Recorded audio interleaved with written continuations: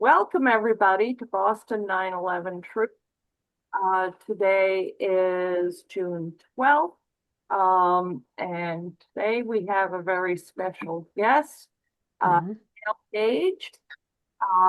But before we get started, I'm going to quickly do a little disclaimer, like we do every time. The views, thoughts, and opinions expressed by our speakers are their own and do not necessarily represent the views, thoughts, and opinions of Boston 9/11 Truth. The material and information presented here is for general information and educational purposes only. The Boston 9/11 Truth name and all its forms and abbreviations are the property of its owners, and its use does not imply endorsement or opposition to any specific organization, product, or service. Boston 9/11 Truth aims to inspire and promote action by the truth advocates who support them and their efforts. So our format will be a Q&A following our sit down with Gail. She doesn't have a presentation per se, but I've come up with some questions for her. So we'll start with that, and then following that, we'll open it up to everybody else for Q&A. mhm. Welcome. Sounds good. Ma- Thank you, Susan. Oh, it's such a pleasure.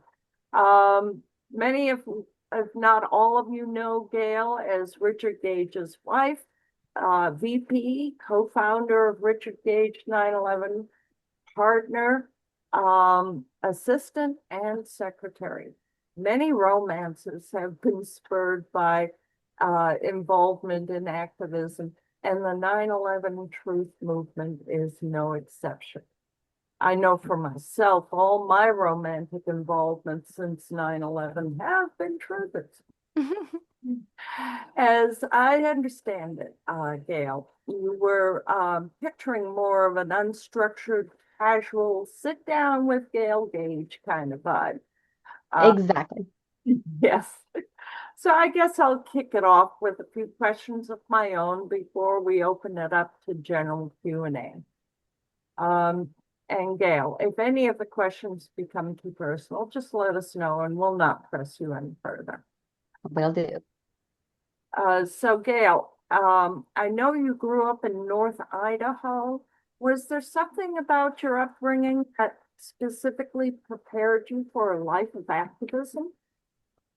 Boy, I think probably the thing that helped me the most about my life growing up was that, well, with activists, we're not really rich people, right? We don't like make a lot of money. For us, we survive on donations. And so the whole entire time I was growing up, and pretty much almost my whole entire adult life, I've lived very far under the poverty line.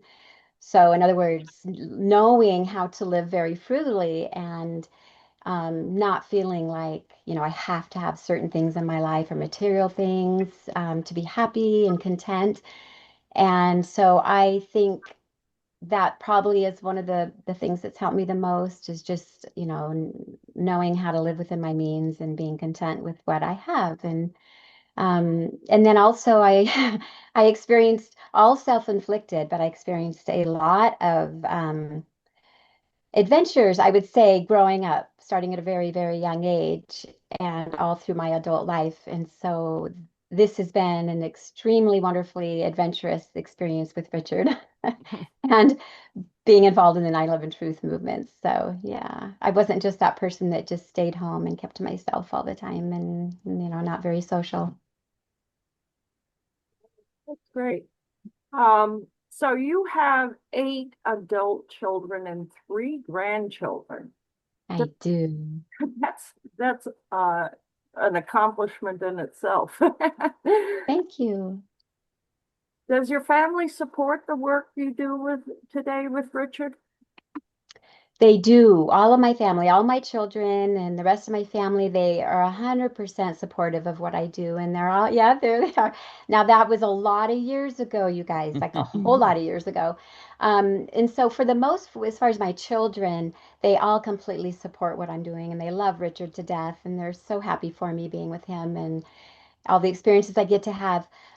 With as far as 9/11 itself goes, they're kind of a mixed bag. There's some that just full on. A couple of them knew even before I knew. They, in their mind, they felt it was a controlled demolition, and so they, they're all got their own opinions, which I think is awesome. But I have my mother is still alive, and I have five sisters, and at least my three full sisters are all completely awake about 9/11 and are just really thrilled that I'm involved in the 9/11 truth movement. And some of them even knew before I even thought about it that those buildings didn't come down the way, that we were told. So, yes. You're very lucky. Not all of us are so lucky Yeah. to have the support of their family. Yes. Um, so I also understand that you had three unattended home births and you're Yes. apprenticed as a midwife. Uh, Yes. do you have plans to be a midwife again someday?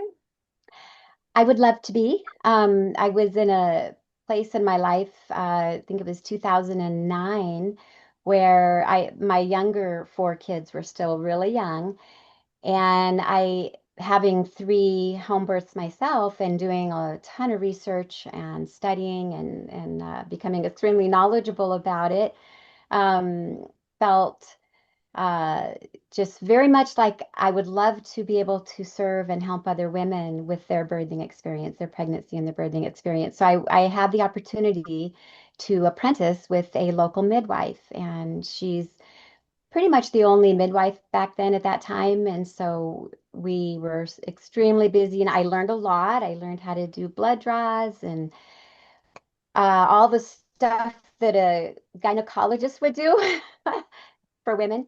And then, of course, assisting births and then post-op, taking care of the baby and all that. And so, what I did find out though is that, especially because she had such a busy practice, that I was hardly ever home. Um, boy, I miss birthdays and just, a lot of time with my family because births don't always happen when you want them to. And so I found myself gone at births all of the time, especially at night. So I would, though, like to someday, if Richard and I ever retire, that won't be until 9/11 is completely resolved and exposed. But eventually, I would love to go back into some training and then become a midwife. Yeah. Awesome. Yeah. Thank you. Yeah.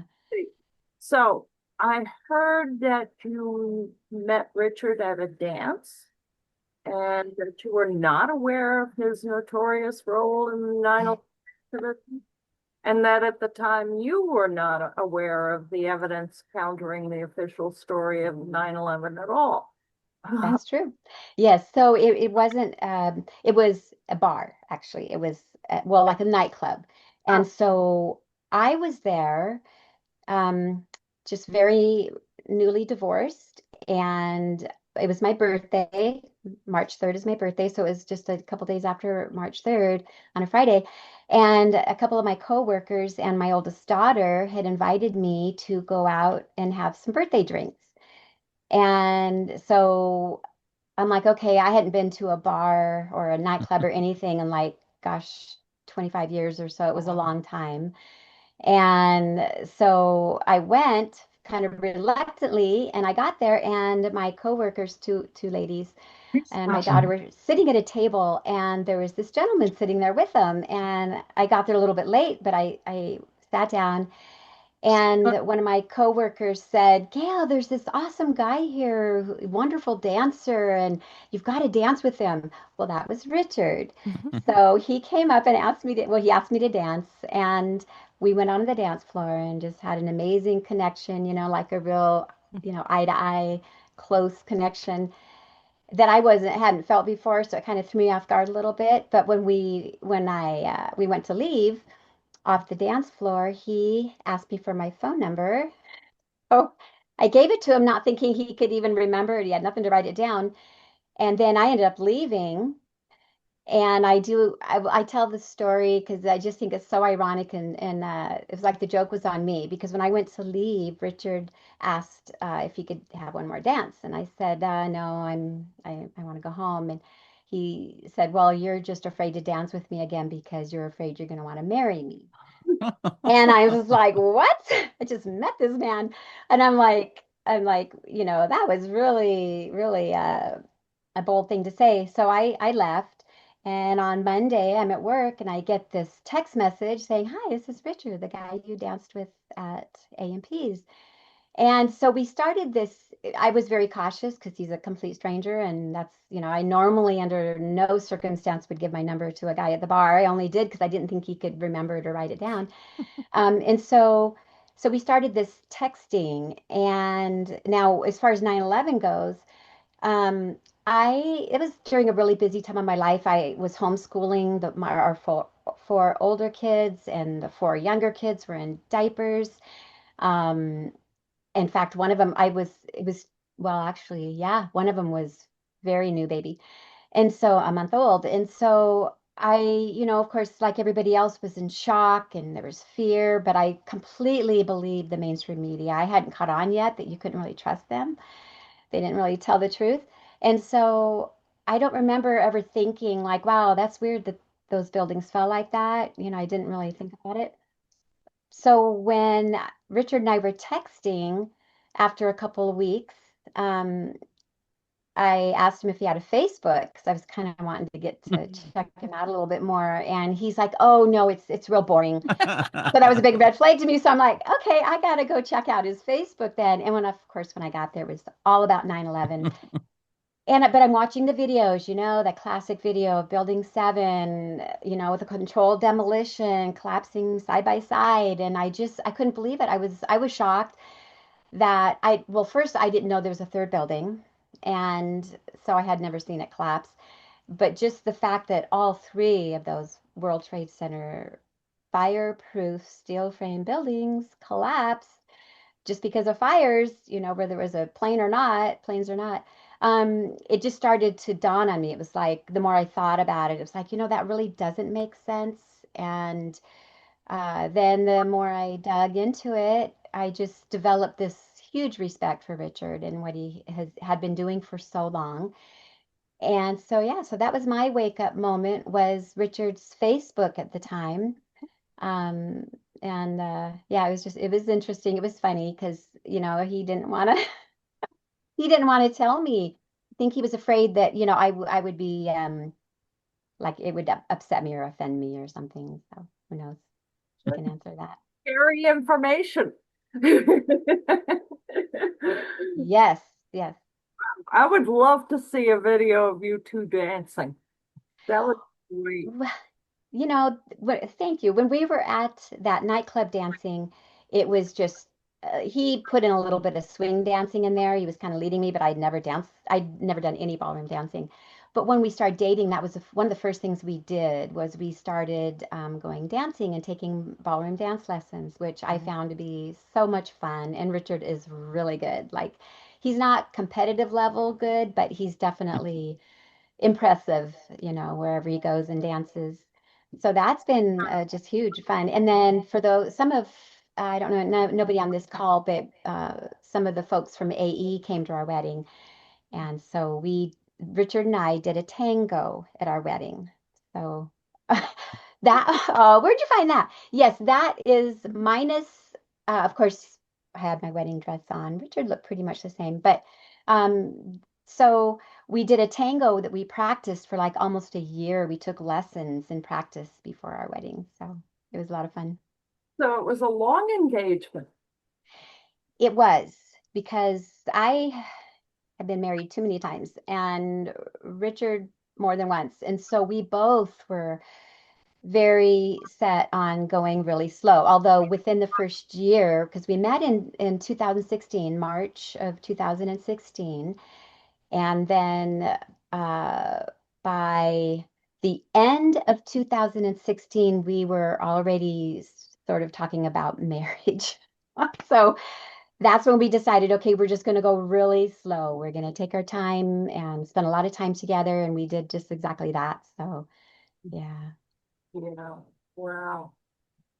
Wow, that's a wonderful story. I love it. Yeah. Let's see. Hey, Gail, it's Barb. Herb, Yeah, hi. if you're willing, tell them where he proposed to you. That wonderful story. Oh, that was so sweet.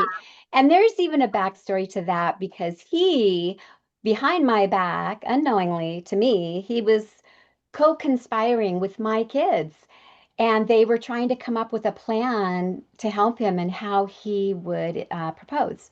They had this plan, this tentative plan where we would go out on my oldest son's boat out on the lake, and uh, Richard would put the ring in the box in some kind of a floaty little thing, and then one of the kids who would be swimming off out of the boat would find it and go, "Oh, what's this? Look what I found!" and then open it up, and then Richard would take it and then propose.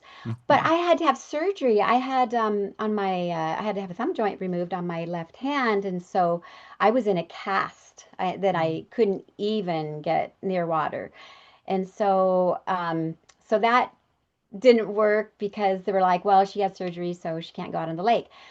But his plan that he went with was to take me up to Richard. I hope you're on so you can correct me if I get this name wrong.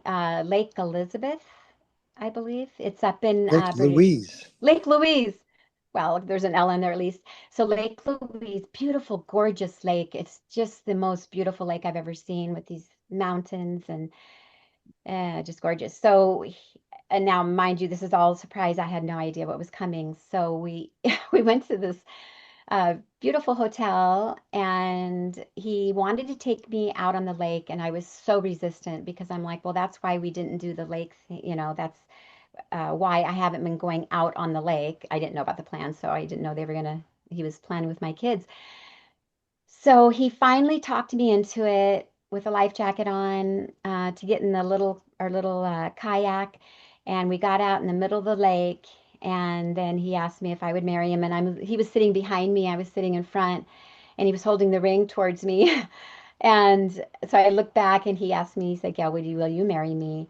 I was shocked. I guess I thought that I would see it coming, or that we would even there wouldn't need to be a proposal because we were already talking about getting married. So I kind of didn't even expect one. So, but we hadn't like set a date. We hadn't, really just clinched it. And so that was what Was clinched it. this And it? do you have a picture of it? No way. Oh no, that is No. actually Salt Lake City. No, that is up here in Idaho, right, Okay. Richard? Um, let's see. There is pictures of it No way. around the time on Richard's Facebook. Okay, we'll Oh, look. there we. Yeah. Anyways, oh wait, that was it. You got to it. I So did if I? you, well, yeah, there were some pictures from it. I saw the lake in the background. And if you'd said no, you had a cast and you couldn't swim. That's right. So you see on the far left, the second row down, we both have sunglasses, and there's a lake behind me. Mm. Wait, no, I think I'm wrong, you guys. Oops, never Okay. mind. All No, no, right. that's not it. We weren't Sorry. out in the snow. That's No, 2018. yeah. So, Oh, anyways, good. that was really a wonderful way to propose. Hmm. And that lake also, his father and mom used to take him and his brothers up there. So it was like their family vacation spot. So it was extra special to Richard. It had a lot of meaning. And so, yeah, You guys very have been cool having idea. entirely too much fun. We really have had a lot of fun. He's just a fun person. Play hard. You Yeah. Did I answer the question completely? did. Yes. I tend to talk too much and I get distracted and then I forget what the original question was or what I originally was going to say. So don't even hesitate to just rope me back in and get me back on point again. Well, Richard I can would like verify to that. remind you that the Lawyers Committee had three representatives at your wedding. Me and Jane That's Clark right. and who was it, Richard? Dave Meiswinkle. And Pam Sensi, even though she wasn't with the lawyers. Yes, that's right. Thank you, Barb. I am so sorry. I forgot. That's right. It Yeah, was, we were there. yes, you were. Yep. Did you meet at at your wedding, or did you already know them? Only over the phone. Like I had just, Richard had conversations with them that I was listening to or in on, but I wasn't working with Richard yet. So, yeah, there was a little more separation there, but, um, so yeah, I met him and everybody in person the first time at our wedding. Wow. That's not right. Wait, I did I met meet you before you. then? Oh, Yeah, you guys. Oh my no, gosh. we had Okay. lunch. We had You're lunch in New right. York. You're right. See, what I'm forgetting is the trips that the times we went to DC and New York and the different like conferences and guest Right. speaking. So that is where I actually did meet a lot of people because I Yeah, was able to go on a lot of those working trips that's with him right. for AE. You know, Right. I feel like everything happened from us being married on, but there was a lot that I was involved with before then. Absolutely. Thank you for Well, reminding me. we met you for quite a number of times before. You met me when I had the surgery on my wrist because remember I was at that restaurant with a cast on or a wrap on my arm. It wasn't really a cast. Lots Uh, of different conferences I met you at. yeah, for me, I am super bad with names, remembering. Yeah, that is the exact time I was thinking of. Yep. Yeah, there you And who else go. is there? You got Jean, Francis, myself, Francis, Priya Reddy, Barb Honegger, Rebecca Fusco, Dave Arnold, and Mike Arnold. Mike Arnold. Yeah. Sorry. Mike. Yeah. Anyway, that was 2017. Yes, thank you for that. You're awesome, Jean. Thanks for putting that up there. Yeah, but I am really bad with names, and so I see so many faces, and a lot of them I see repeatedly, but I never hold on to their name because I keep seeing more people. And anyways, that's my excuse. I'm sticking with it. Wow, that took care of my next question about the presentation. First time you were involved in a presentation, unless you want to talk a little more about that. Actually, the very first time he broke me in really rough because we had only been together dating where I was still saying, never getting married, don't get attached. In April, he had a presentation in a little town about, I think it's about an hour and a half away. It's called St. Mary's, Idaho. And in fact, it's kind of ironic because I did actually live there when I was a teenager um, for just like a year or two. It's not that far from Sandpoint. And so this presentation, it was pretty small, but he had me, and we talked about it and discussed it on the drive there. He had me hand out brochures at the door and take a lot of pictures and videos. Like going around the room, those of you that have been to any of his presentations, you see me running around taking pictures and videos everywhere. So I did that and then got to meet everybody there afterwards. So it was a lot of fun. But that was the first time I had seen his presentations live. Wow. And you didn't run away. That's good. No, it was fun. It was a lot of fun. I really enjoyed it. Yeah. Oh, that's great. Um, so let's see, what's the next question? We talked about that. Yeah, let's see. Then we talked about the next one, about your wedding. Um, so I know you do an awful lot of work behind the scenes for Richard, managing back office duties, store orders, accounting, social media, his interviews, travel plans, and speaking engagements and everything. I just want to make sure this isn't really a question. Well, no, I guess it leads to one. I just want to make sure everyone knows how much you are appreciated. Aw. Because it would be a heck of a lot harder for Richard if you weren't there assisting him. Uh, Oh, thank you. it's yeah, I think we should all be aware of that. But I'm sure while sometimes it's exhilarating, at times it must be overwhelming and exhausting. Um, How does working with your husband affect your marriage? You know, it's been awesome actually. And the challenge, I guess, I think, has been mostly is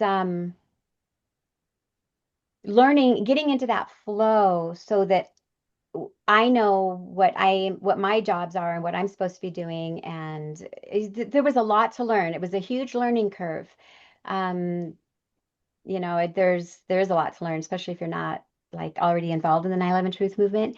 So he's been very patient with me. I think if what it's done more than anything has strengthened our marriage because the times where, we're really, under the gun and we're, under a lot of pressure or we're, got usually what happens is we have so much going on, like multiple interviews and working trips where we're going and he's doing presentations and conferences.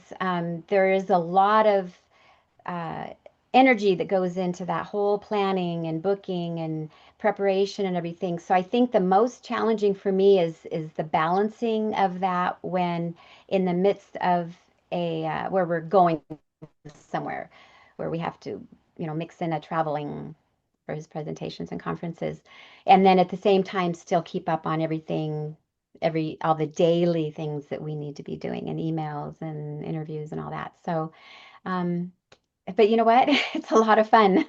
I wouldn't be doing anything else. And I don't get stressed easy. Like I'm not a high anxiety type person. If anything, I've been accused of not caring or not getting, you know, acting like, it's not, things aren't a big deal when maybe to everybody else they are. And it's not that it's not a big deal to me. It's just that I just a lot more low key in how I react to things. And yeah, so I think I handle the pressure pretty well. It does get intense sometimes, but yeah, it's good. Well, I get the feeling Richard's pretty much the same way. Hmm. Yep, absolutely. He's been doing this for a long time, so he's very used to it. A So little yeah. so much stress. Don't get stressed out. This, The most stressful thing for me is, and I told myself I wasn't going to say this anymore because it's so negative. I'm projecting on myself, but I've never flown very much, and I've never liked to fly. Every time I did, it was like, this is the last time I'm flying. I'm driving from now on. I don't like heights and I don't like being up in that much air between me and the ground. But with Richard going with him, I can't even count how many flights I've taken with him going on to the conferences and retreats and speaking engagements. And so I've gotten used to it. I still don't care for it, but I have gotten used to it. But that's probably the most difficult thing for me was that just the nervousness leading up to the flight. I don't panic or anything. I don't need like sedatives or whatnot, but I wanted to be able to enjoy the flights and not have the flight be a negative experience that made the trip itself, or I was like dreading the flight there and the flight back. Um, and I do feel once I stopped telling myself I don't like to fly, and I stopped telling people that, and I started telling myself I like to fly, um, it actually has gotten better. So, yeah. yeah, there's some wonderful things to see out the window once you're. Once you're up there, I only flew like 3 times before I met Richard in my whole life. So I don't have a lot of flying experience. I Or I just didn't. I do now. the takeoff and landings that cause Yes. panic. My daughter is worse. She breaks Aw. sweat and they end up patting her down. Oh no. Oh my gosh, that's so sad. No, I'm not that bad. And once we get up in the air and we're going, I'm great. And Richard, he's so chill. He sleeps. He either works or he sleeps on the plane. So either way, it's like he's so chill. Yeah, it gets easier every time, I'm sure. Yeah. Yeah. So, I think I'm gonna start passing it off. I see Magnus has his hand raised. Magnus, go ahead. Unmute. Hello, Gail. It's very great to see you. Wow. Thank you for coming here. I Hi, have a Magnus. question for you. I want also to add something. I really don't like to fly, and I Oh. saw on the news today that an Iran plane crashed into the building over there. Did you see the news? Well, I think it was a plane in India at an India India, airport, sorry. and it was going to London. I did Wow. see that, and it's so sad, so heartbreaking. But did you Yeah. see there was a guy who actually bailed out. He was sitting in the emergency exit, and he jumped out at the very last minute, and he is alive. And I saw the video of him walking, and he just has a limp. But so that's encouraging. But yeah, I know that doesn't help our fear of flying any, does it? No, and Boeing does get a lot of trouble. No one trusts Boeing flights anymore. I But thank know. you, Gail. I was wondering, are you selling t-shirts or something on the recharge page, or is it possible to get them? We do. If you go to the bookstore and order them, they will be shipped to you directly. Like they don't come to us and then go to you. So you put in your information and the shipping information and all that. And I believe I'm correct. So Richard, you correct me if I'm wrong, but yeah. Oh, look, Jean, you're so Thank you. amazing. There One you fast thing. go. Thank you. Hmm. Yes. So you just go to our How was it for website. you? Oh, sorry. No, it's okay. I was just going to say go to the website, richardgage911.org, and click Oh, on store. You can see it's over towards the right-hand top side of the website. Nope, getting there. Yep, okay. There it is. Ding ding. that would be awesome if you got a t-shirt. Yeah. Get the Cool. message Yeah, out. my t-shirts are really very well used, so I need new ones. Aw, But yes. how was it for you to film the 9/11 crimes in the courtroom crew with your iPhone? It was amazing. I loved it so much. Lots of fun. And I was like, getting all those behind the scenes shots, pictures and videos. And everybody was so awesome. The crew, the film crew, light and sound, and they were just amazing and very accommodating for me because there was times where they would be wanting to start shooting something and I would be kind of getting in there with my camera saying, wait, wait, wait, let me get this shot, or so they tolerated a lot from me. I got to tag along with everybody all the time, and then for meals I'd order and go pick up lunch and stuff for everybody and bring it back. So that was fun. It was just an awesome experience. I wish we still had some filming to do. Well, I mean I do, but I don't. I'm glad we're done with it. But it was fun. Thank you for asking, Magnus. Cool. Thank you, Gail. You're Amazing to see you. welcome. Thank you. You too. Mhm. Thank you. Now we have Steve Andrews. Go ahead, Steve. Hi, can you hear me all right? Yes. Great. Gail, thanks for coming. I have two questions basically. First, I was just curious about sort of like the day-to-day operation. I'm wondering like who runs your website and things We like that. And have. also, I've worked Mhm, for nonprofits before. mhm. Go ahead. No, I'm sorry. I cut you off. You can say your next Oh, and the question. other thing is, I was just gonna say that I had worked for nonprofits back when I was younger, so I know I used to actually like do the phone calls for fundraising and stuff. I know what it's Hmm. like. I'm Hmm. curious how you guys do fundraising, and like, do you get a lot of small donations? Do you have some larger donors? That's kind of my first thing, a technical thing. And the second one is, you live in Idaho, North Idaho. Yes. and Richard had already moved there. Yes. That's a whole nother story. No, well, I'm kind of curious about that. I know Richard has like kind of been the most high profile guy. I'm curious if Yeah. how often he has been threatened, how often he's been surveilled, if any of that ever. It doesn't surprise me that Richard Gage moved way out to North Idaho. Didn't he live in San Francisco? I had to move to Australia because of 9/11. Oh my So gosh. Wow. what's his name? Christopher Bolin had to move his entire Hmm. family to Europe, but I don't think it's like that Yes. anymore. But I'm curious of both questions. Thank you. So which question would you like answered first? It's up to you. Whatever. So as far as the donations and the funding that we have, well, actually, you asked about the website. Richard actually has learned a lot. He has watched a ton of videos. He's done a lot of self-educating on building websites. But we did hire when we first started off, when he first um, left AAE, Architects and Engineers for 9/11 Truth, and we started Richard Gage 9/11. We did hire a local webmaster who just an awesome couple who that is what they do. They're professionals And they're truthers also. They're very awake about a lot of things and 9/11, including awesome couple. So his wife actually created the website, and he helped her. Her husband did. They work as a team.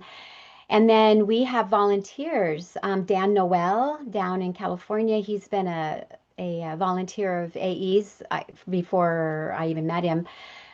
So Dan's done a lot of work. We also have a wonderful gal down in Oregon who just called one day. Richard happened to answer the phone. We were driving to go somewhere and he answered, and she said that she wanted to volunteer and that she had done extensively, like for years and years, she had done a lot of work with technology, computers, things like that. And so she wanted to volunteer her services. So she has also helped a lot with the website. So it's kind of been, and there's probably others that I'm forgetting. And so forgive me, those of you that have helped. I'm not naming you. So it was all after the initial paying the webmaster to create the website, which was a little spendy. It's been mostly volunteers since then working on it. Um, and so I got to remember to make sure I answer your full question. So as far as the our funding goes, um, we do our uh, like our reaching out for funding, our donation, asking for donations, fundraising. Took a minute for my brain to get that.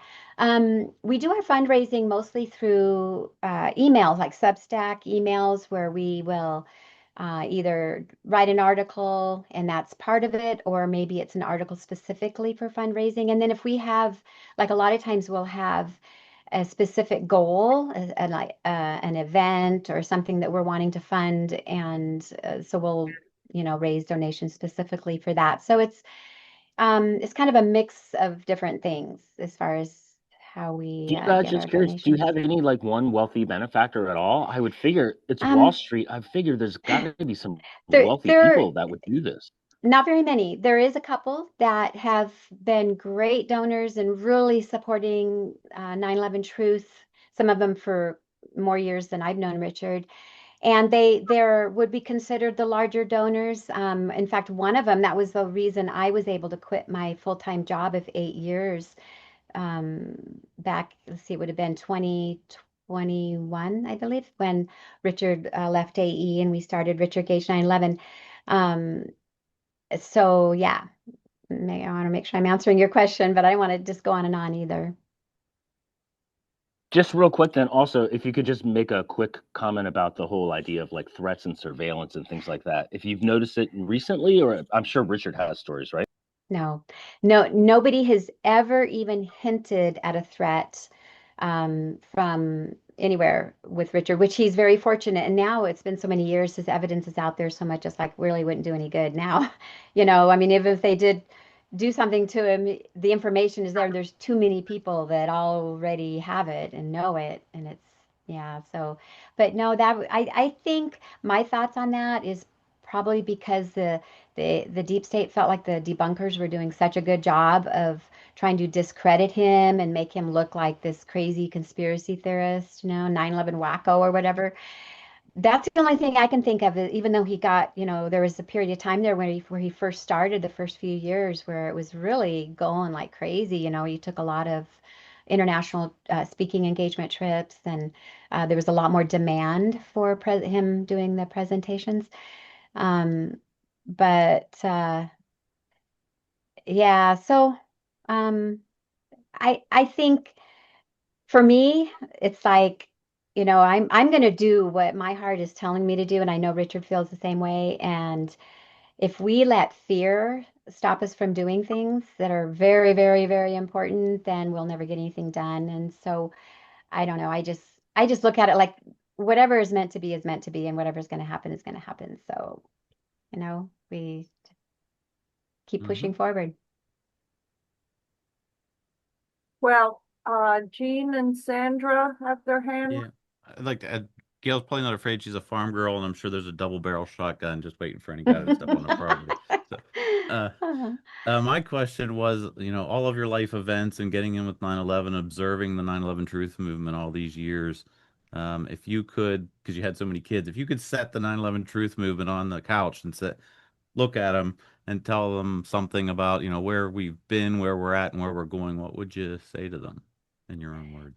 In telling the 9/11 truth movement, my perspective of where Yeah. we're at with the 9/11 truth movement, oh my gosh. So I see like around the time when Richard first started, what I'm seeing and kind of understanding is that there was a lot of people who were very, like Richard included, who were very on fire, excited about it. There was huge responses. There were larger audiences. And so people, I think there was a lot of people finding out for the first time that they've been lied to. When you see the evidence, controlled demolition, there's no doubt. I don't think anybody could doubt that or question it. So we've gone from that, but then because with the deep state, you can make all the efforts you want to try to get a congressperson or a senator to, have a hearing on 9/11 or even start questioning it.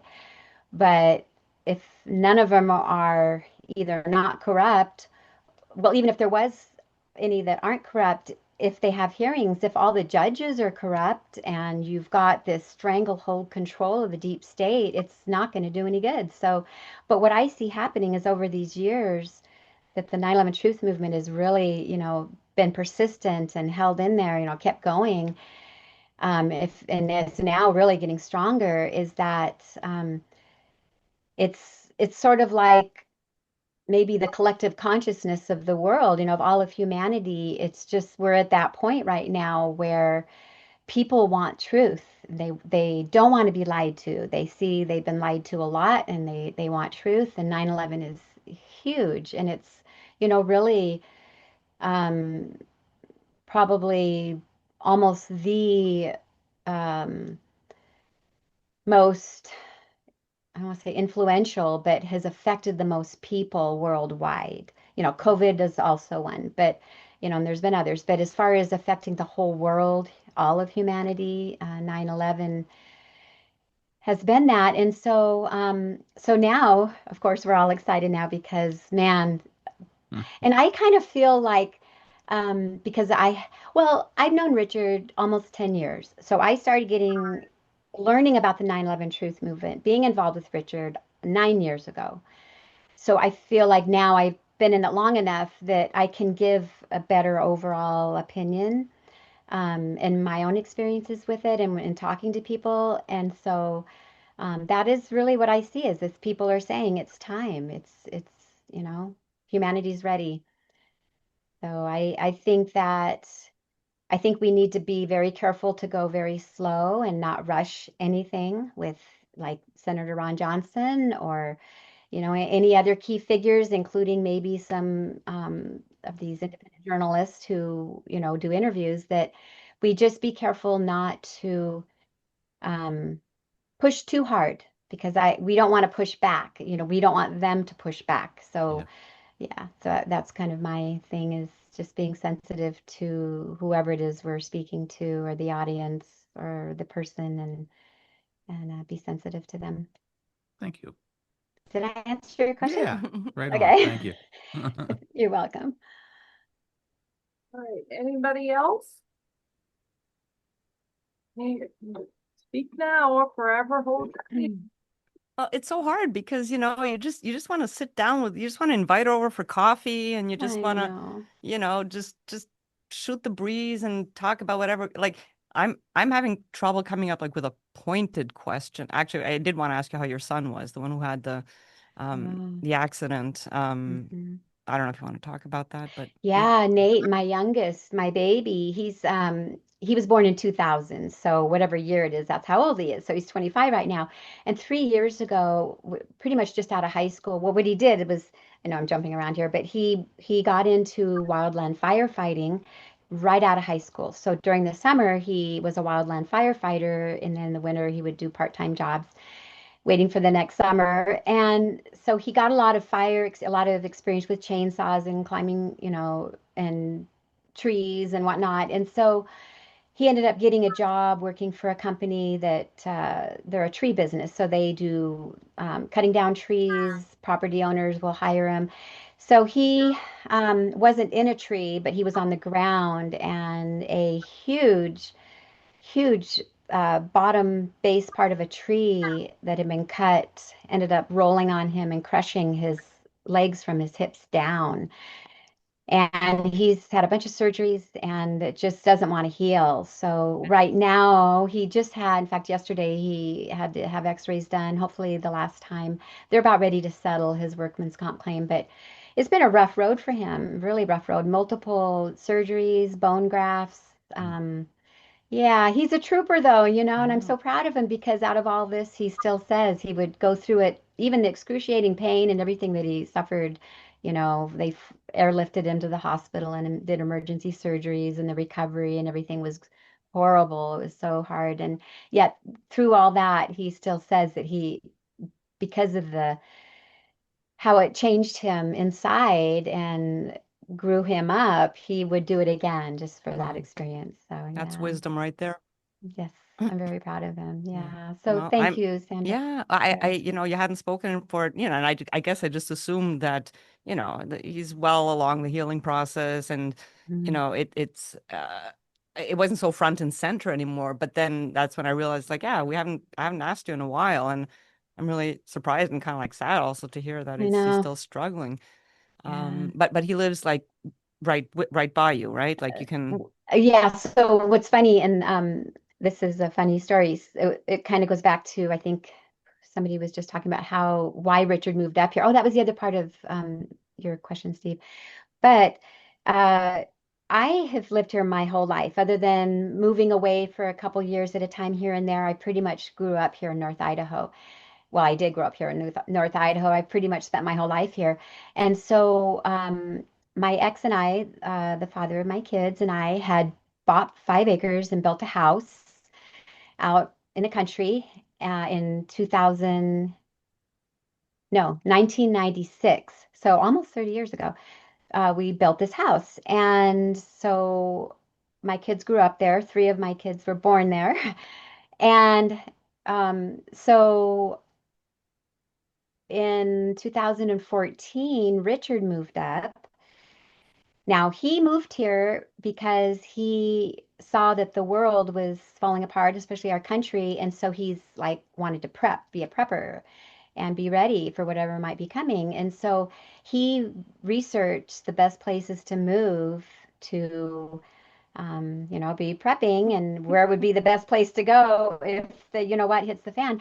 And Bonner County, or North Idaho rather, was one of the top places that came up on his search. So he started looking for houses and he ended up buying a house that is like 2 5-acre horse pastures away from my house, but in the woods. So well, I am too now because I live with him, obviously. We're up on the hill in our house, and it overlooks this valley with other properties. And from our living room, you can see through the trees and you can see my house down in oh the wow, valley. So we're wow, like, I mean, it's like a 10-minute walk, right, maybe okay, at the most. So it's amazing. close. Yeah. But I had, and it was really ironic is that Richard was a board member and he ended up becoming a president of the board for our HOA. And I never met him. And I used to ride my horse by his house all the time and never met him. And so then in 2016 we met dancing. So it was just while we were still texting and he was trying to find out where I lived. He was trying to figure out where I lived, and we finally got it narrowed down to figure out that we both lived in the real close proximity of each other. And then when he says, "Well, I live right across from Round Lake," and I'm like, "Oh my gosh, so do I." So then that's when we found out we were neighbors. That was like 2 weeks into our texting And before. just Mhm. I just like tying into that, just one last quick question because there's other hands. But like when you go, I don't know, in the day to day and you go like grocery shopping, probably more or less like in the same kinds of stores, or you're probably out in your community. Like, do people know who you are? Like, do they know that you guys are like, I don't want to say like big shots, but to us you are. But do they know No, that you have like this recognition as a couple to be doing the activity that you're doing? Like, is it on the radar of people, or you're just like Gail no, and now, Richard? no, now, Richard, when he moved up here, he started kind of like an organization called Sandpoint 9/11 Truth. really that's it. Sandpoint 9/11 Truth. And so he started a monthly like potluck meeting that he very quickly called the Rabbit Hole Potluck. And so he put it on Meetup, that app Meetup where you can go and find events going on. So he put it on Meetup and then started getting responses, and he just really put himself out there. He started joining these groups of people and prepper groups, and um so people would come to the meetup. And even since he and I have been together, it is really funny how people will show up like first time to the rabbit hole, and they'll be like, "Oh, we've been following Richard for years, but we had no idea that you were in Wow. Sandpoint, and we had no idea that were here." And so that's almost every rabbit hole potluck, especially when there's a larger group with new people. There's always going to be somebody who had been following him for years or heard of him. But so everybody that comes obviously knows what he does, and they're on our mailing list and everything. But no, I sometimes run into people that I know from my past, but they're clueless unless they are, following us on Facebook or whatever. They'll see. But yeah, That's funny. No, thank no, you. when events that we go to, 9/11 events are the only place we go where everybody knows who Richard is. Yeah, yeah. Uh, That's yeah. Steve has another question, but I want to give other people who haven't had a question a chance yet. Who haven't had a question asked yet a chance. I just like to say that you're the girl next door. Yes, literally. That's right. Isn't that funny? Yeah. So Jane Milliken, go ahead. Jane. Yes, I assume you can hear me. Yes. Okay. Hi, And Jane. I don't have a specific question. But I just really enjoying this so much. Well, I forget which year it was. There was the conference of the National Firefighters. Yep, the uh, NFPA. Yeah, NFPA. Thank you for that, NFPA. for the Yeah. acronym. Yeah. And I just was one of the highlights of 20 plus years now of being involved in all of this. One of the highlights was being able to host you, Gail, and Richard for a few days, and also introduced me to Raul Yeah. and Eric Lawyer, and we had some wonderful gatherings on the deck with Didn't we? Yes. conversation. Well, And I I have. just Go go ahead, ahead. Jane. No, Well, I'm bad. I cut people off. I'm so bad. Go ahead, please. well, I do too, I think. Aw. But anyway, so I just wanted to say how much I appreciated that, and the warmth and the I don't know, just the graciousness that you both were, and everybody else. And also just the sort of more personal aspect of this whole dialogue that we're having. It's very enriching, and I know there's a lot of it's a wide spectrum from the highly technical and analytical diagrams and all of that. Anyway, I just there's something about this that's also very, very, very enriching, and I just want to applaud you for Aw. being a recipient of all our Q&A, and you've done a wonderful job of filling in some of your personal, evolution with Richard, and it's beautiful. So I Thank just wanted you. to voice that. Yeah, Oh, at the moment I don't have a question, but if I do, I'll do it thank you, again. Jane. Well, I have to say, Jane, you can ask Richard. He'll vouch for me. When we were at your home, you were so sweet and so warm and so hospitable, and you are such an amazing person, and you made all of us feel so comfortable and so at home. And so for me, really, that trip to the NFPA, I feel like the whole entire trip, the highlight for me was being at your house and the times that you and I Oh, got to have our personal one-on-one discussions and talking and yeah. visiting. It was so special. And I So, remember that yeah. Richard would know how much cream to put in his coffee by what color it was. Yes, that's right. We just had that conversation this morning. He and I did. Yes, yes, Sue. And you made the most wonderful eggs. I've tried to copy those eggs that you made us, and they just never turn out the same. But yes, no, Oh, I love you, Jane. You're I love awesome. you too. Thank you so much. Yeah. So others might relate who remember the TV show Cheers. Wasn't that when we also had dinner at Cheers on Tremont Street in Boston? I think so. I remember the show Cheers. They do a thing in Boston where like they're feeding people on the street. Yeah, we went there. Those You and Gail, you'll remember where they filmed Cheers. We were there. We Oh, all that's right. Okay, now it wasn't clicking yet because I'm that like, was well, I incredible. never watched Cheers, but you're right. I remember going and you said that's where they filmed it. Yeah, That was cool. Thank you, Richard, for helping us out here. it's a real place. It is. Yeah. Yep. Yes. It was a fun trip to the NFPA and to Boston. It was the trip that started it all. Yes, that's right. It what really was, wasn't it? Mm-hmm. Yes, Yeah, we wouldn't be here today without that trip. that's right. I Yep. realized how Oh yeah, I thought so. This is Chris Berger. Do you guys remember taking a ride in my car back to Jane's house? Never Oh, what?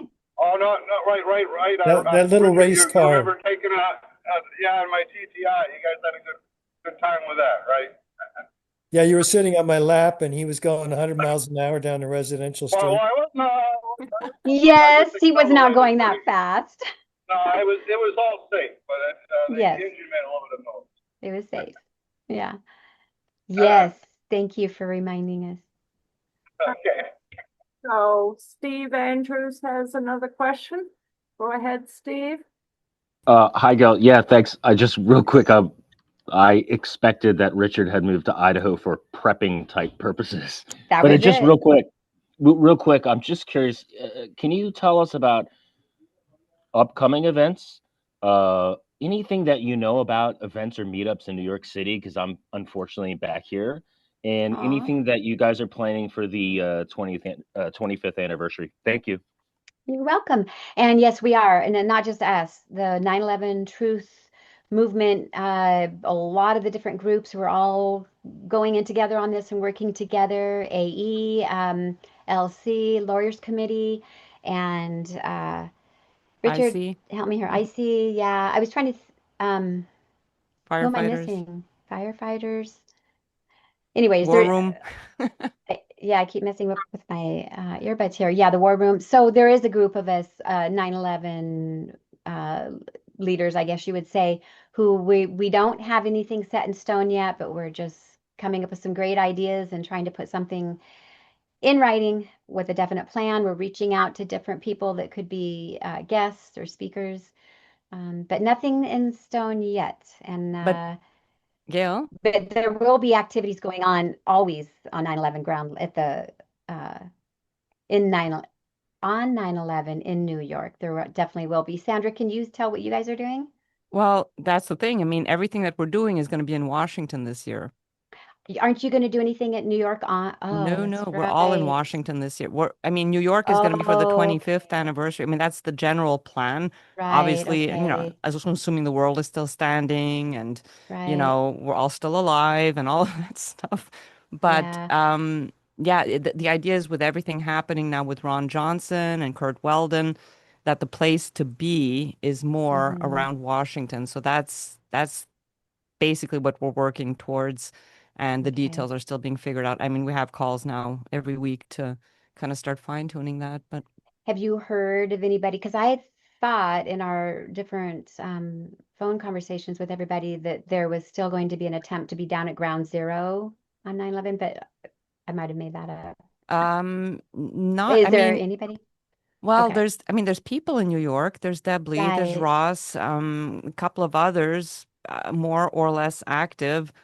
They, I think, they're usually there to give out flyers and stuff like that. Right. But I mean, the years that Gene and I have been there, and he's been going for longer than I have, and then I Yeah. joined him. But when we go, we he brings out the whole kit and caboodle. Like it's I the whole, know, the yeah. table and boxes full of flyers and T-shirts and this big Mhm. Jenga and the banners and just Yeah.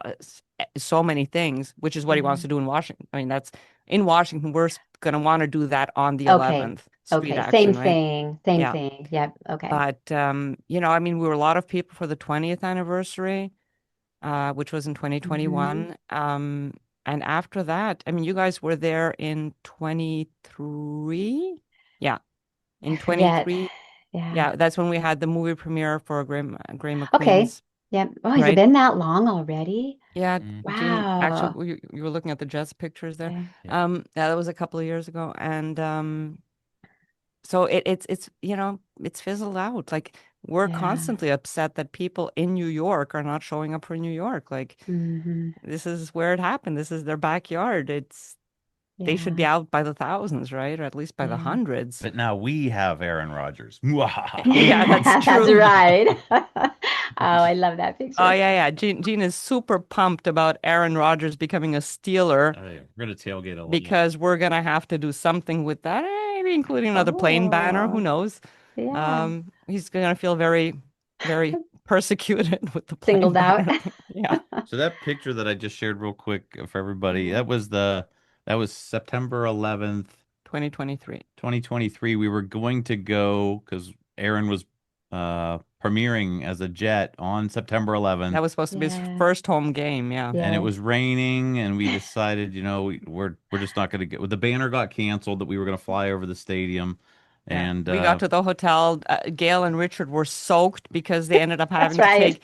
take. I don't know. Anyways, you guys got like soaking wet along the way. It was like a Hmm. massive rainstorm, and then Wells said, "Well, screw it. We're yeah, just we're gonna stay in the hotel." Yeah. and Yeah. then Aaron sprained his ankle and was out for the season. So we're like, boy, good thing we didn't go. We would have just been just And didn't you guys blamed for keep, everything. didn't you like keep trying to do it but it We kept did it raining. Like eventually. the We weather did kept because being too bad. we changed the message because the original message was a 9/11 truth Aaron knows. That was Yeah. the original message, and Yeah, that that's that got right. canceled. Yeah.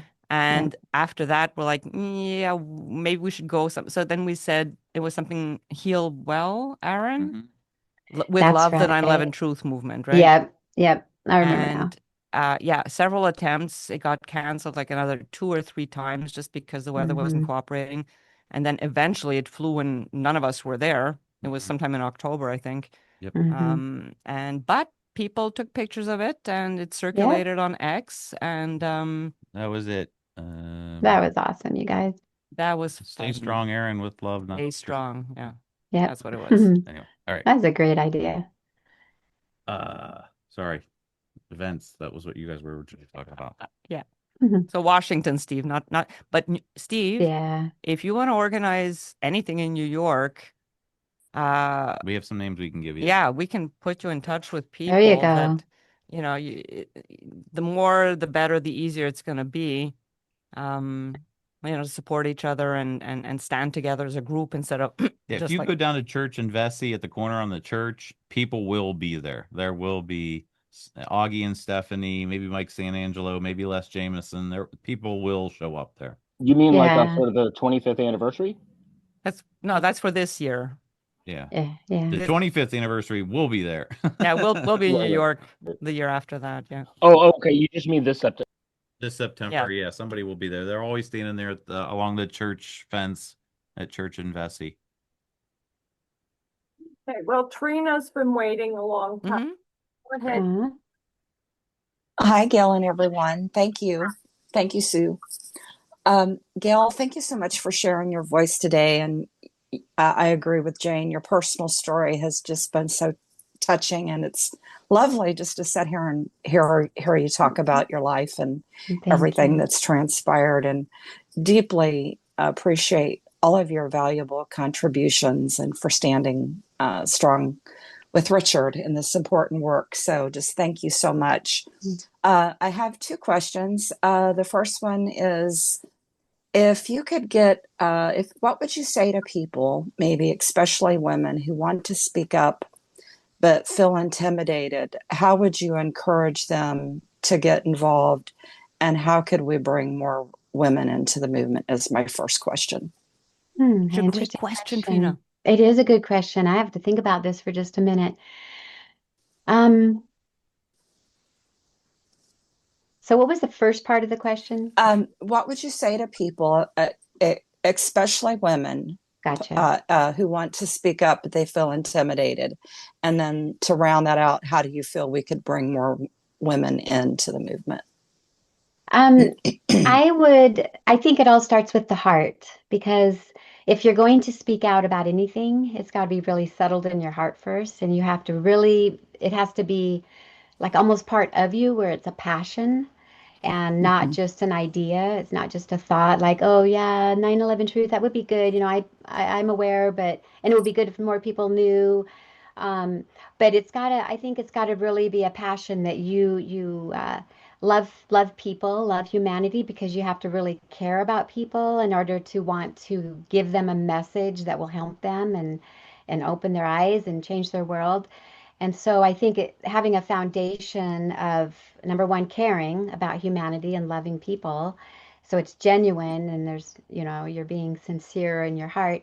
And then to become really, if you're really, really passionate about 9/11 truth. If you're not, if it's just kind of like, yeah, I'll speak out about it if I get the chance. But if you're in your heart, you really desire to, just I think if you're just accept it yourself that every opportunity you get, you're going to say maybe just start off saying a little bit. Like there's been so many times on an airplane when we're flying where there's somebody sitting beside me and it always comes out, where are you going and why are you going there? And it's always a trip for Richard to do a presentation or be a guest speaker. So it opens the door for me to, start talking about 9/11. And you know, you, all of you know already, so I'm like preaching to the choir, but you just kind of can sense where they're at and what they already know and how enthused are they? Are they really eager to hear what you have to say? And so everybody is different. Like every person that you're going to tell about 9/11 is going to be different. So you really have to be able to read people a little bit, but just even if it's just a little bit, say, hey, have you ever thought about those buildings and how they fell down on 9/11? Just ask a question and then you can kind of feel the people out. You don't want to be, beating people over the head with a 9/11 Bible, so to speak. We don't want uh, and we don't want to come across sounding like we're um, really speaking out on something that we don't really know anything about. So, only the more you can educate yourself on 9/11 and, why could those buildings not fall the way they did? And, what about Building 7? And so, yeah, I guess for me, I don't have a problem talking to people about things that I think they may not be comfortable with, or because I've been pretty actively sharing with people I'm anti-vaccine and home birth, homeschool. And so every opportunity I get to, and then also, I've been in the health and fitness industry for years. And so I'm always very concerned about people and their health and their fitness level and staying healthy. And so, so that's a passion for me. So I kind of transferred my passion for 9/11 truth, I'm sorry, my passion for home birth, no vaccines, and all the things that I'm passionate about, exercise and fitness, has kind of got transferred over to 9/11 truth. So um, I don't know if you go back on my Facebook uh, profile and you go back years and years, I'm like speaking out on all this stuff that's really important to me. So I think that I would encourage people to examine your heart and are you really truly passionate about 9/11? Do you really, really care about it and learning more about it so that you can share the facts, the technical evidence with people? And then if you are, and you're willing to educate yourself at least enough that you can, give people the basics on 9/11, then just like I said, just take those little opportunities. Somebody at the grocery store, and I've done all this, just getting a little conversation with somebody waiting in the grocery store line and just make a little comment, about something and it gets that conversation going. And you don't have to be a speaker and you don't have to do podcasts or, be interviewed or anything. There's so many opportunities out there and just start slow. Thank you. Thank you. And thank you for so beautifully standing in your passion and your courage. It's very inspiring. Do I have time for one more question, Sue? Sure. Thank you. Okay, the second question I have, Gail, is if this movement finally succeeded in opening a real investigation, what would that moment mean to you personally? Mm. Wow, it would be so, I don't want to say vindicating because I don't want it to sound like we need vindication. But it would be extremely, it'd be joyous because the fact that it's not just our voices telling people about 9/11 truth and what happened on 9/11 and what didn't happen on 9/11, but now it is actually accepted as truth, worldwide. So for that, it's going to seem surreal, really, but it's just going to be amazing. I mean, it will also provide I believe, a huge step forward for all truths, every false flag, every crime against humanity, that has been covered up and lied about and hidden from humanity.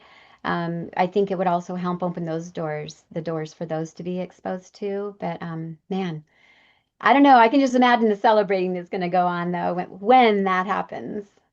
I agree. Thank you. I could see a lot of healing being brought forward too Yes, for yes, everyone. So thank you for yes. answering those questions, and thank you for your passion and just how beautifully you speak, and for all of your support to Richard and the entire movement. Thank you.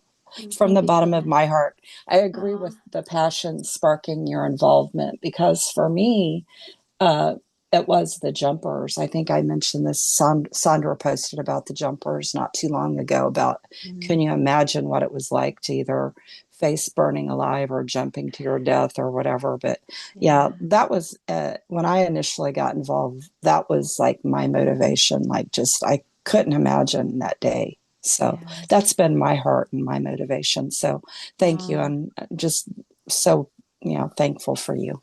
You're welcome. And Trina, that is so true, the healing that will take place because of that. And then, for all of the victims and the victims' families and everybody who has been, all the people who have died in all the many wars, and everybody who, got all the toxins in their bodies during 9/11 when all that happened, and the dust and everything. And a lot of people have died of cancer and had a lot of, health issues because of it. And so for those people too, to finally have an answer, because even if they believe the official narrative, they've heard that there's these other, uh,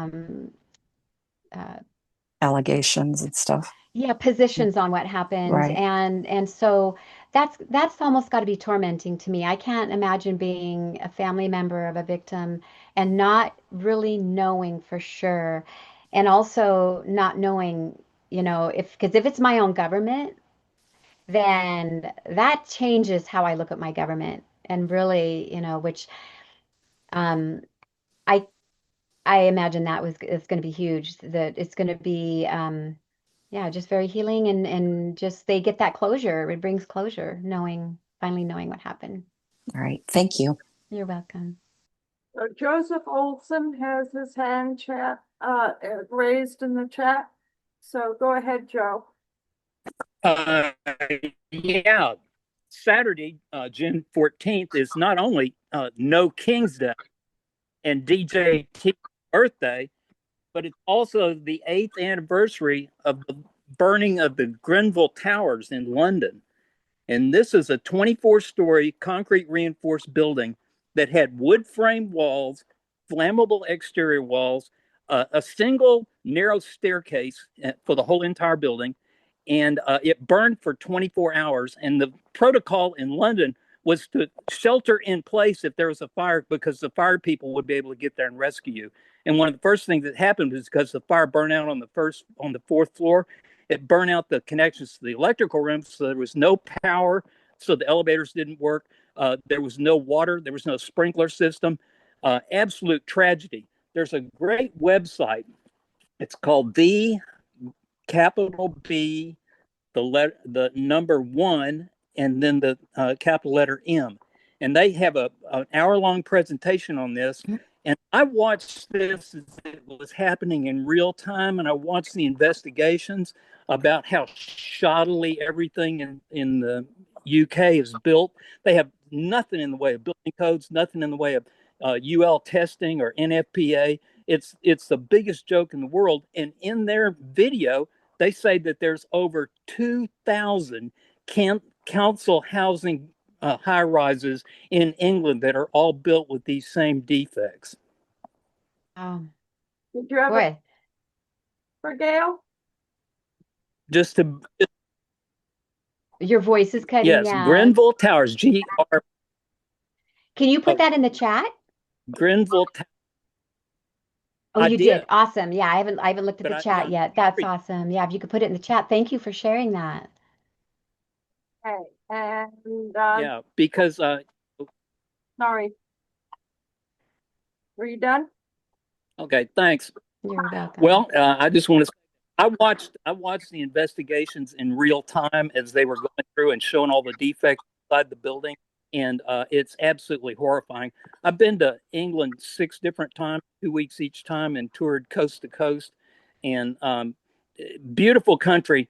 But I tell you what, really archaic, and they've got CCTV cameras on every lamppost, speed cameras on every corner, Wow. directional antennas on go around and bust you if you're not paying your BBC 250 pound a year licensing fee.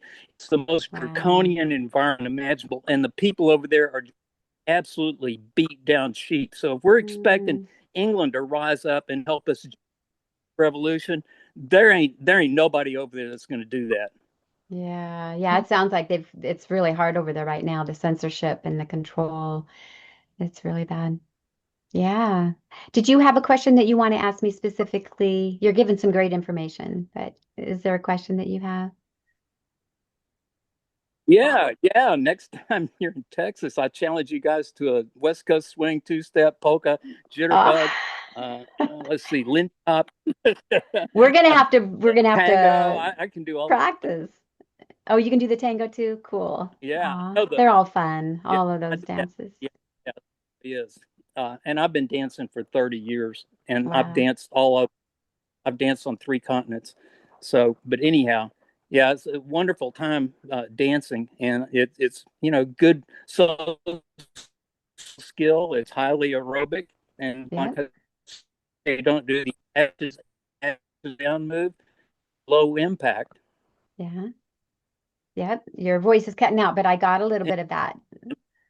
So Jean and Sandra have enough. Okay. Well, Thank you. Bye. Oh yeah, Yeah. Yeah. I was kind of like triggered by Trina, triggered in a good way. I just she just made me realize that, there's not a lot of females in the truth movement, that have been there for a long time and who give it their all and who dedicate so much, of the time, energy, passion, love, all of that. And the ones that are all on this call.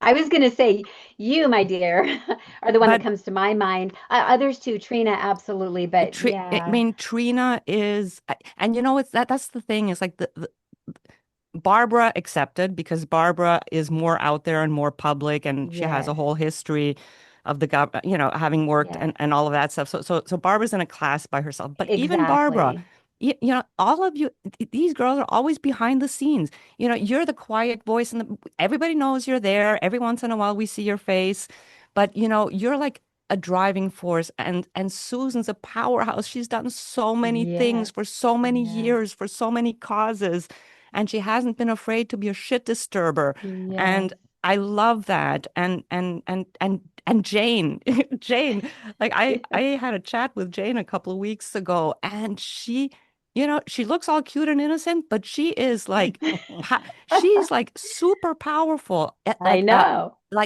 Just this tower of strength. And I just have so much love and appreciation for right now. You're the face of it because, it's your call, but it's true. You are what all of these women are. And I just, and we get taken a little bit less seriously because, and I'm not certainly not a feminist, will never be. Me I'm pretty neither. traditional when it comes to, Mhm. I can, as much as I want to rebel and be loudmouth and stuff, but, as far as the role we play, at the end of the day, I realized that, some things just if it was coming out of a man's face and voice and body, it would come across very differently. So I just wanted to Mhm. say hats off to these amazing women on this call that without whom we wouldn't be where we are. Mhm.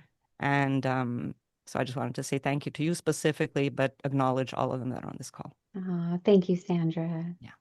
Very, very true. I personally feel extremely honored to know all of you women and all of just, it's been awesome meeting so many people who are so passionate and so on fire for 9/11 truth. And, it's just the genuineness and sincerity. I mean, it has to be genuine. There's no way that everybody would keep doing it for this long and hang in there when the results have been so limited. Hmm. But yeah, I've been extremely inspired by all of you ladies, and I wish Hmm. I really look forward to the day Yeah. that is coming Yes. when we're all going to be retiring from this, not forgetting, but retiring, and where we can all get together and it'll just, yeah, I mean, our lives are so busy right now. There's so much Hmm. always going on, Yeah. which is It's awesome. crazy. And It's yeah, been it is crazy. Yeah. wonderful. But there's not that time, like you were just saying, where we can just visit and Kick just back. get to Yeah. know each other. Yeah, I'm looking forward to that time a Well, lot. we did meet. We did meet in We New York. did, So yes, yeah. and we did get a chance to visit. But even then, Sandra, we didn't sitting at that table No, in the no, no, no. It's hotel it's and not all enough. that. But I'll Not take it. enough. And I saw Trina. We see Trina when we go down to Florida, and when we go to Boston, we can see both Susan and Jane. So Yes. that's great. Yeah. And then there's only. But Barb, you're really far. You're gonna have to come to the East Coast. Yeah. Oh, Anyways, that's all I wanted to say. thank you, Sandra. Really lovely. Henry, you're next. Yeah. Hey, Gail. I don't know Hey, if you remember Henry. me. We met briefly when Richard did a red pill, I think, out in Springfield years ago. I Uh, remember you. Yes. yeah. So I've been having, I had a conversation with Chris Gruner, who most of you know, and a week or so ago, and we were talking about, I have a couple of clergy members, ministers here in Milton. Actually, one of them showed expert speak out years ago when Richard came and we did the whole deal. And so my question is to you, but to everybody and or anybody who wants to respond is what I we believe that clergy, both Chris and I, carry a certain mantle of responsibility for getting the word out on 9/11. Of course, they have a mouthpiece every Sunday, and they have a sense of morality and ethics around all these issues we've been talking about, right? So Hmm. I guess, and maybe Richard can chime in here too, but what your role is, or what your process is, maybe with people of the cloth or people who are in that position of moral responsibility and authority, in terms of grabbing them on this issue and not having them sort of turn around and give the classic sort of conspiracy theory stuff, that. And so I'm in the process of reaching out to a couple of clergy members here. My dad was a minister. He was actually a minister and a headmaster, and my grandfather was a minister. And so I have, and I think Rich uh, um, Chris is also got this sort of bug in his ear about ministers that he's working with in Newton, Mass. So anyway, be curious to get your thoughts. I want to make sure I understand what you're wanting in an answer. How do we interact with or reach out to people who are maybe religious or who are leadership in churches? Is Leadership, the yeah. leadership? Okay, gotcha. We haven't. That has been lacking, and there's been a few times over the past few years where I've kind of thrown out there, well, what about the churches? What about the pastors and leadership? Um, we haven't actively, intentionally reached out to just ministries. Hmm. or ministers or pastors. There have been actually a couple. Uh, well, that's interesting you said that because, and Richard, you might have to help me here if you can look it up. A pastor did just reach out wanting to interview Richard, and so this Hmm. is so we have an interview. I think it's July 14th is coming up. And he just reached out to us. We didn't, we don't actively go seeking churches Sure. or leadership in churches. It's, but in the whole, a lot of the patriots, mega movement type people, a lot of them are Christians and a lot of them are in ministry. And Hmm. so they're like the red pill, for example, I know there were several pastors that came up to our booth, our table, and talked about their perspective as a Christian or and there were a couple that I do remember them saying that they would hope that their congregation would learn or know the truth about 9/11, but nobody actually said, "Hey, would you come and do a presentation for my church?" Yeah. A live presentation for a church body would be amazing. And so I don't know. Um, But we I had a think, real, yeah, well, just a note on that. When we showed Expert Speak Out, and Rich McCampbell and myself and another architect in town, Mike Blute, and there was major pushback. In fact, to the point oh, where they kind of had to cease and desist and, sort of yeah. order that we're not, yeah, people reacted in the congregation who were, Mm. of the notion that it was all conspiracy. So anyway, Yeah, and I don't know why that would be. I do know at a couple of the events that we went to where we had a booth set up hmm, that were more, of the Patriot type events. Uh, they I was surprised when there was a large percentage of Christians at this event, one in particular I'm thinking of, um, where there was also a large percentage of people that never knew there was a third building. They'd never heard of Building 7. And so just knowing that, I think really helps people wake up. I think that that's a good place to start on somebody yeah, who's, doesn't know anything about 9/11. And so, yeah, I was surprised that just so many, the much higher percentage of them didn't know about Building 7. Once I explained Building 7, showed them the videos of the, side by side controlled demolition, then it's like, oh my gosh, why didn't I see this before? Is kind of my reaction, when I first learned about it. So, yeah, I think that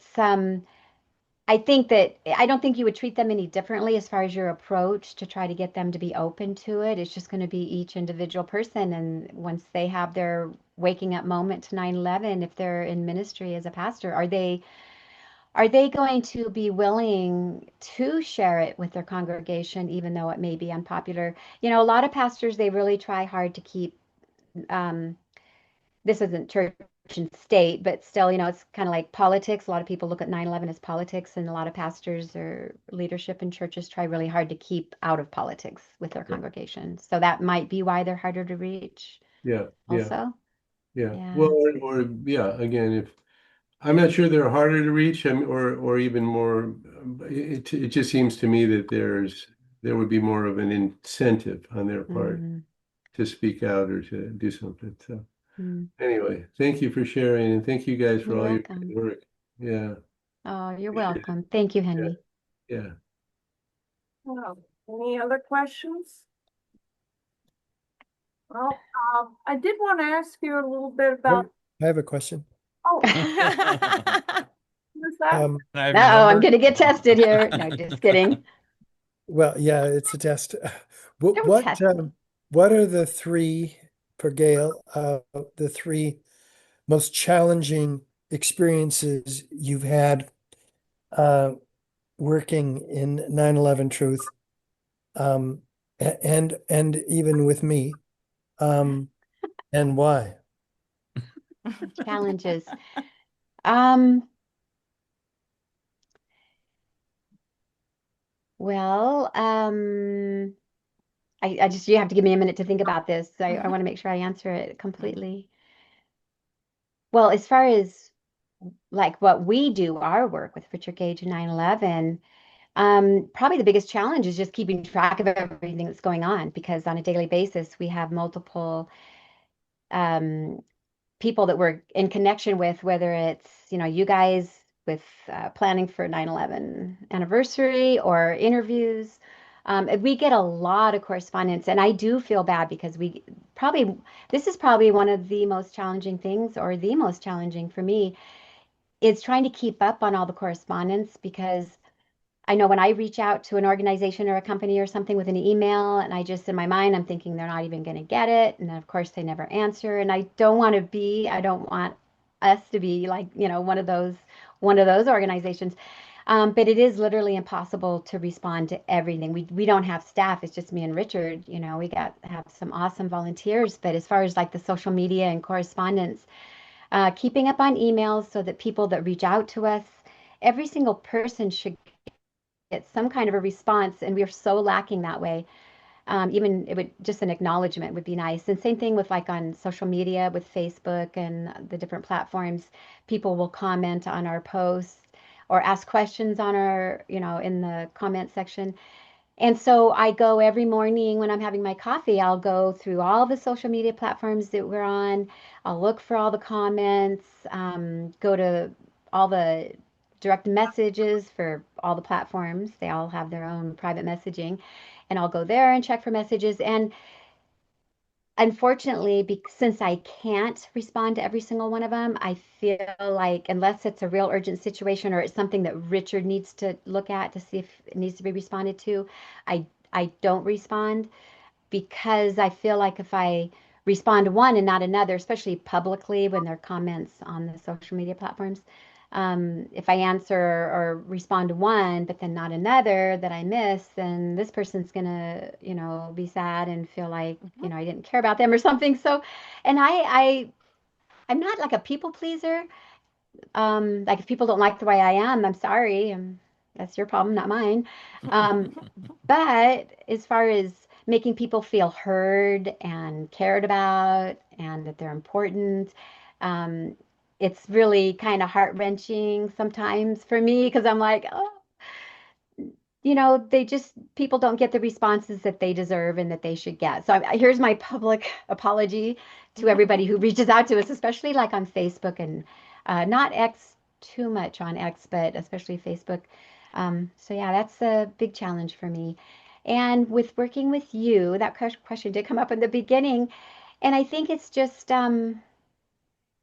it's because we're a team, but at the same time, obviously, this is Richard's thing. Honey, I'm answering you. You asked the question. So this is like, your baby, but I get to be a part of it.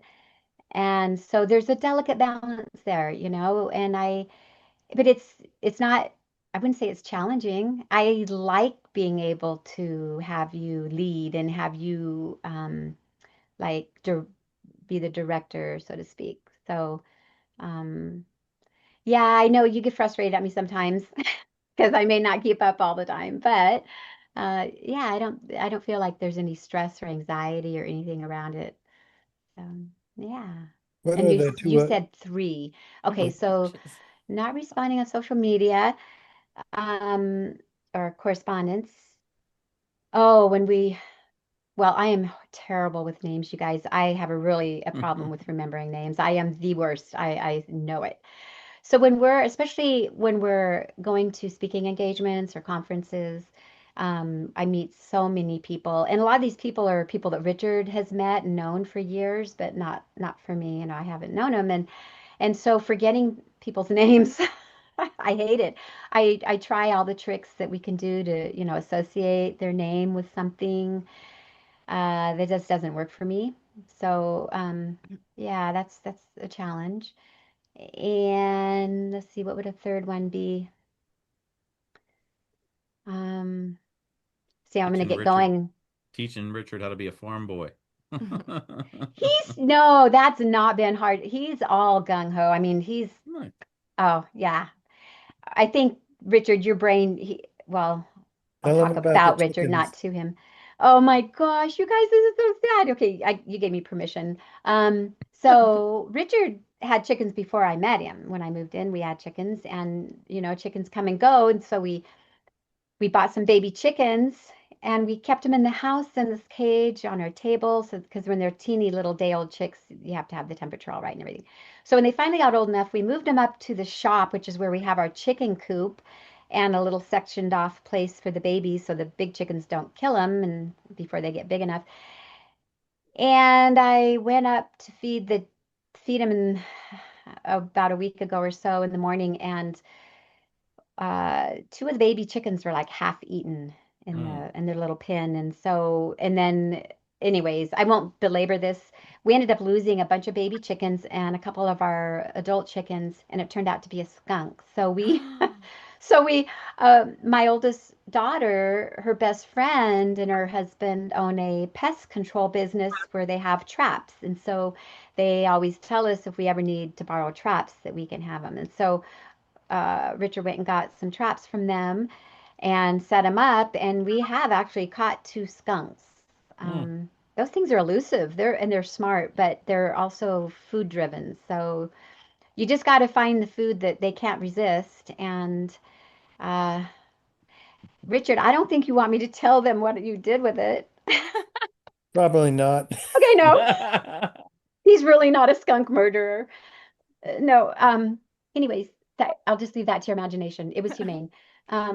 So yes, so Richard very wonderfully dealt with that, and so he's had his hands in his boots in the chicken muck in the shop, and then also um, down at my house, which half my adult kids live there, and they pay rent because they can't. None of them can afford to buy a house, so they pay rent, which pays the mortgage, which lets us keep the house because that we've had that house for going on 30 years, and it's like a family house now, and so, but it's 5 acres of pasture because we bought it years ago for to have horses, and we have a barn there. And so the front part of the pasture is like an acre or something. So Richard and I went down, and Nate, my youngest, before his accident, we rented a tractor and we disc stepped the whole field there and got it all ready for planting. We planted fruit trees. Now he's really quite the gardener too. There's pictures on my Facebook of that whole process of him with the tractor and putting in the garden and the fencing. I don't know how you do it all with all the animals and all the gardening and I did I hear at one point that you're into hydroponics? Yes, Richard did that when he moved up from California. He built the house here had a big, huge shop, and so he gutted it and built an aquaponics, which was a huge production. It's an amazing system.